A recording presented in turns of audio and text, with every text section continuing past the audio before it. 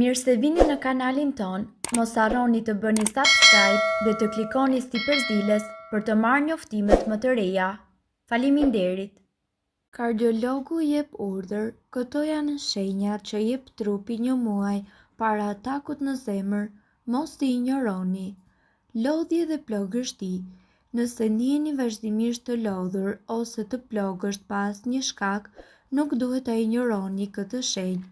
Njerëzit të cilët rrezikohen nga ataku në zemër mund të ndihen të lodhur edhe kur bëjnë veprime krejt të thjeshta si rregullimi i shtratit ose bërja e dushit. Çrregullime të rrahjeve të zemrës. Probleme të cilat kanë të bëjnë me ritmin e zemrës, si për shembull aritmia e zemrës, ndodhin kur impulset elektrike që koordinojnë rrahjet e zemrës nuk funksionojnë ashtu siç duhet, duke shkaktuar kështu rrahje më të shpejta, më të ngadalta ose edhe çrregullime të zemrës.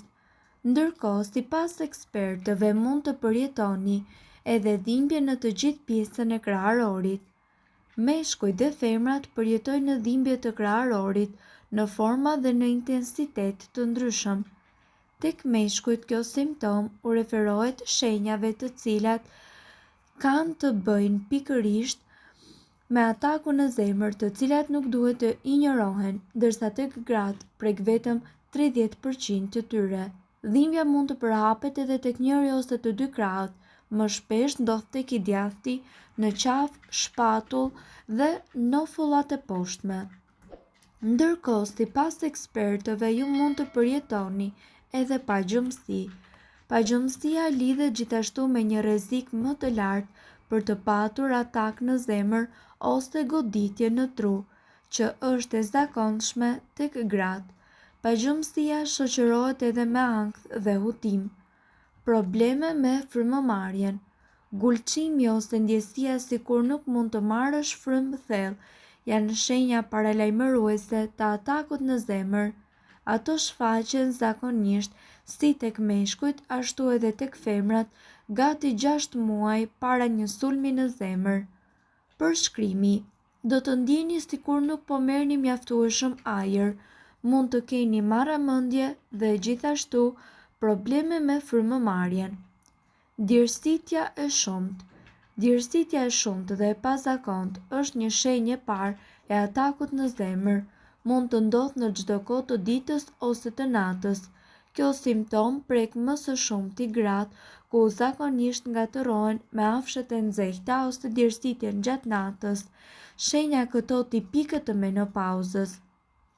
Ndërkohë, përshkrimi që ju do të keni për simptomat tuaja është se mund të keni simptoma të ngjashme me gripin, mund të keni lëkurë të ftohtë dhe djersitje pavarësisht edhe nëse temperaturat nuk janë edhe aq të larta. Ndërkohë, duhet të jeni të vëmendshëm pasi njerëzit të cilët rrezikohen nga ataku në zemër djersitin më shumë gjatë natës dhe në mëngjes çarçafët mund të jenë bërë qull nga djersa. Dhimbje në pjesën abdominale. Dhimbje në pjesën abdominale të përzierja edhe kur stomaku është ose bosh ose plot, ndjesia e fryrjes së barkut, aciditeti në stomak dhe gjithashtu problemet me tretjen janë disa nga simptomat të cilat paralajmërojnë përsëri atak në zemër ose probleme të zemrës, si edhe shumë sëmundje të tjera. Dhimbje në pjesën abdominale para një ataku në zemër kanë një natyrë episodike, lehtësohen ose dhe më pas rikthehen për periudha të shkurtra kohe. Tensioni fizik mund t'i përkeqësojë edhe më shumë dhimbjet e barkut.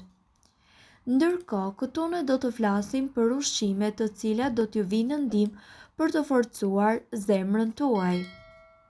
Ushqimet e shëndetshme për zemrën garantojnë një formë të mirë të organizmit gjatë të gjitha fazave të jetës sonë. Ekspertët nënvizojnë se ushqyerja e shëndetshme, mos pirja e duhanit dhe njëkohësisht aktiviteti i rregullt fizik munden që të parandalojnë 80% të rasteve të sëmundjeve të zemrës. Një regjim ushqimor i cili konsiderohet miqësor me zemrën përmban dritra, yndyra të shëndetshme, burime jo të yndyrshme të proteinave dhe njëkohësisht një larmi frutash dhe perimesh. Një regjim i tillë përmban më pak karbohidrate të rafinuara, sheqer apo yndyra të ngopura. Disa ushqime në veçanti janë njëkohësisht tepër të mira për zemrën sepse ato ndihmojnë në pastrimin e enëve të gjakut, uljen e kolesterolit, tensionit të lartë të gjakut dhe inflamacionit. Tërshëra, studimet thonë se për çdo racion me drithra të plota të konsumuara në ditë, rreziku i sëmundjeve kardiovaskulare do të ulet me rreth 9%. Tërshëra meriton shumë lavde sepse ajo është e pastër njëkohësisht me fibër dhe ul kolesterolin. Njeriu ka nevojë për 3 grame fibër në ditë ose më shumë se një gjysmë filxhani me tërshërë. Mollët dhe sidomos lëkura e tyre janë të pasura me antioksidantë të cilët e mbrojnë zemrën. Sipas një studimi, konsumimi ditor i mollëve e ul ndjeshëm kolesterolin duke filluar me 9%. Për më tepër, ajo është edhe një burim i mirë i fibrës së tretshme. Sardelet, sipas ekspertëve, sardelet janë një zgjidhje ideale sepse jo vetëm që përmbajnë pak mërkur, por në 100 gram gjenden plot 1000 mg acide yndyrore omega 3.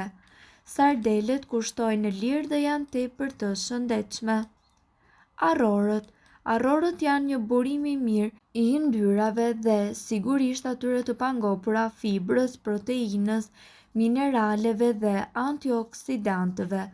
Arrat në veçanti përmbajnë acide yndyrore të cilat luftojnë inflamacionin.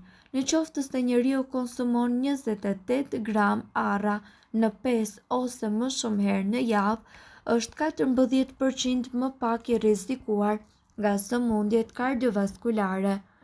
Ata të cilët konsumojnë 1 ose më shumë racione arrash në javë janë 19% më pak të rrezikuar. Thjerrzat, fasulet dhe qiqrat janë të mirënjohura për shëndetjen e zemrës. Ato gjithashtu përmbajnë protein, fibër dhe folat të cilat ulin edhe tensionin e gjakut. Ndërkohë, sipas ekspertëve, ju duhet të konsumoni dhe boronica. Të gjitha frutat e pyllit përmbajnë shumë antioksidant të cilët e mbrojnë zemrën. Një gjysmë filxhani me boronica përmban 120 mg antioksidant të cilët ulin tensionin e gjakut. Lëngu i portokallit. Rekomandohet të përdorni lëng të shtrydhur, pasi është i pasur me vitaminë C dhe antioksidant të cilët parandalojnë presionin dhe inflamacionin arterial. Frutat e thata, sidomos bajame dhe arra, janë shumë të pasura me acide yndyrore të mira të ngopura, vitaminë E, fibra dhe proteina, të cilat gjithashtu mbrojnë zemrën tuaj. Hurmat janë të pasura me antioksidant dhe polifenol, një substancë e cila ul kolesterolin e dëmshëm dhe gjithashtu sasinë e triglicerideve në gjak. Mirë po duhet të dini, informacionet në këtë video kanë për qëllim të plotësojnë dhe të mos zëvendësojnë këshillat e mjekut tuaj dhe nuk kanë për qëllim të mbulojnë të gjitha përdorimet e mundshme, masat paraprake, ndërveprimet ose efektet negative. Informacionet në këtë video mund të mos i përshtaten rrethanave tuaja shëndetësore, prandaj para përdorimit konsultoni me mjekun tuaj. Nëse ndonjë prej këtyre përbërësve ju shkakton alergji, e mira është që të mos i përdorni këto receta të mjekësisë alternative. Nëse doni të dëgjoni video tona që ne postojmë çdo ditë, kliko subscribe. Ju ftojmë gjithashtu të bëni like në video tona Nëse i keni dëgjuar dhe pëlqyer ato, faleminderit që e pat videon ton. Shpërndajni këtë video në profilin tuaj në mënyrë që të informohen edhe shokët tuaj. Faleminderit.